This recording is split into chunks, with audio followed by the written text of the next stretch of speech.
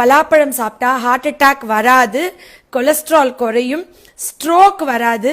நீங்க பால்ல வெள்ளைப்பூண்டு பால் கொதிக்க வச்சு குடிச்சா கூட வேர்வை நாற்றம் வரும், இல்ல உங்களுக்கு வந்துட்டு அல்சர் வரலாம், எல்லாமே வரலாம். பட் பலாப்பழம் நம்மளுக்கு இது நேற்று நான் படிக்க ஆரம்பிச்சதுக்கு அப்புறம் ஒரு மாதமா இதை பத்தி நான் ஆய்வு, ஏன்னா பலாப்பழம் சீசன் ஆரம்பிச்சு ஆல்மோஸ்ட் பிப்ரவரிலேருந்தே ஸ்டார்ட் ஆயிடுச்சு. பட் இன்னும் 2 மாசம் தான் இருக்கு. நான் கடைசி நேரத்தில் இந்த வீடியோ போடுறேன்னு நினைக்காதீங்க.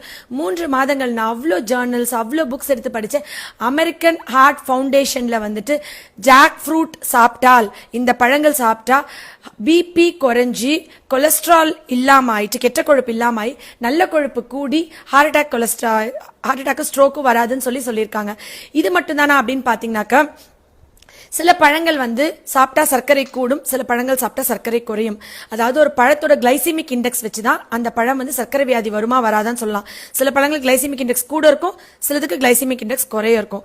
ஆனா பலாப்பழத்துக்கு கிளைசிமிக்